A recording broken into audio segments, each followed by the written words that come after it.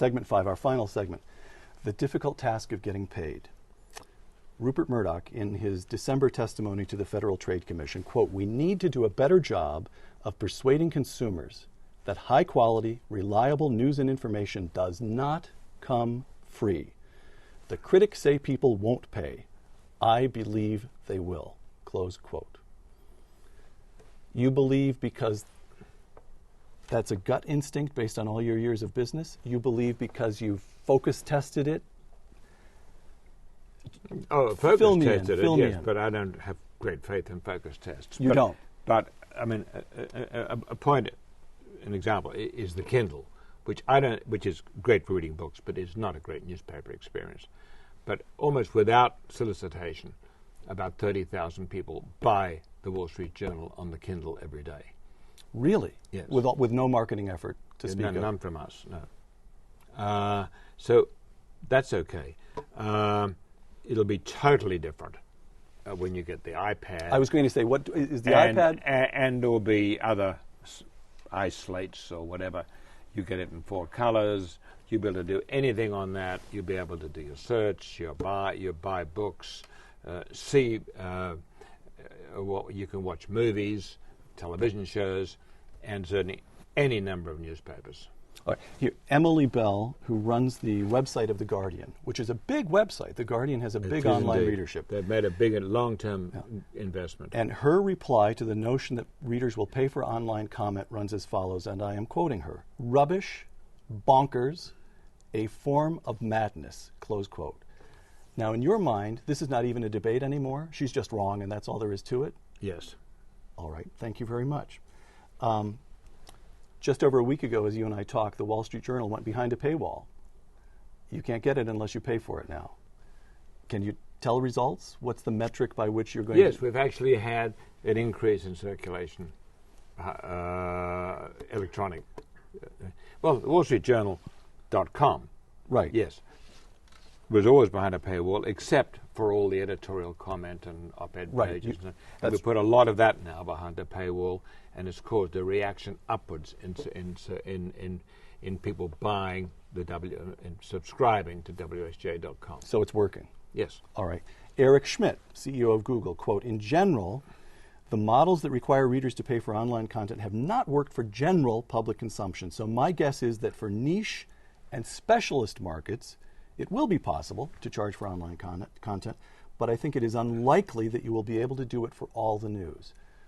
So if I were to take Schmidt's observation and play devil's advocate, I'd say, Mr. Murdoch, you're going to be able to pull it off with the Wall Street Journal because that has such a clear brand and because so many people rely on it for a specific kind of information, financial information.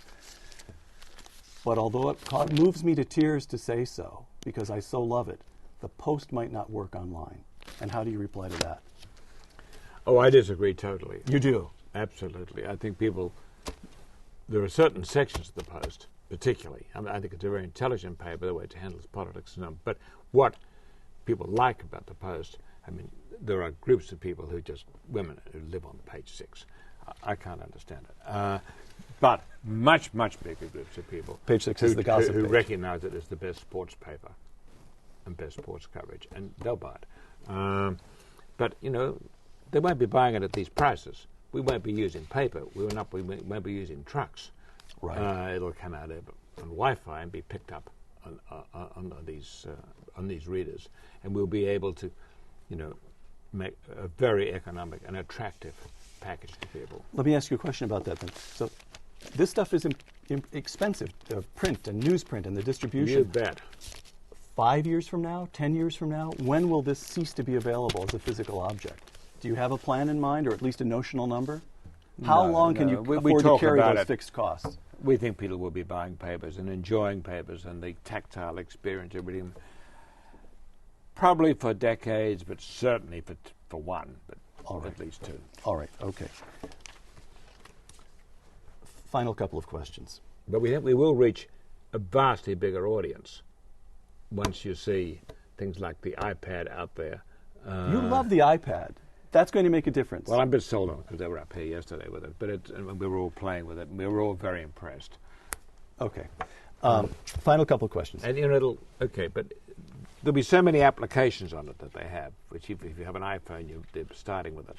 Right. That a lot of people will go to an application, like where's the best restaurant in my suburb, or where's this or that you'll find that will eat into the Google search. I see. Which is an interesting sideline to this. I see. All right. This year, Fox News is expected to produce some $700 million in operating profits. 20th Century Fox, you haven't even started to book the profits from Avatar, which apparently is going to be the biggest selling movie in history. Not necessarily the most profitable, but yes. Oh, it was an expensive picture to make. Very expensive picture to make, very expensive picture to distribute, and so on. And, we'll do probably $700 million or so in this country, of which...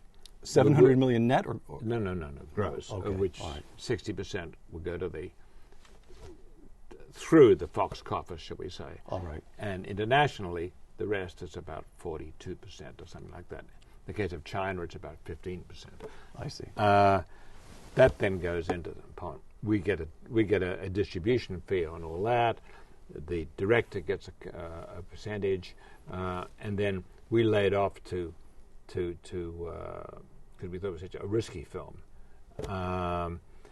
We laid a lot of the risk off. Don't tell me with credit default swaps. No. But what it means is that we were never in danger of losing money on it. Okay. We run a very conservative studio, but we will do very nicely out of it. Don't worry. All right. So, television, film, hugely profitable, and yet everybody who knows you will say that Rupert Murdoch still cares about newspapers. Sure. Why is that? Why don't you just say, let's just carry these, but let's all our emphasis on on film and television, these wonderfully profitable. Well, I'm just a curious citizen, and I love to know what's going on in the world and be part of it. And it's different every day, and it's a great challenge. Particularly, what I love about a newspaper is you can always produce a better one the next day or the next edition. It's a constant work, whereas to make a film, it's often 2 years of agony. All right. Your grandfather was a minister. Your father, I'm quoting once again from A Golden Age of Freedom, this is you.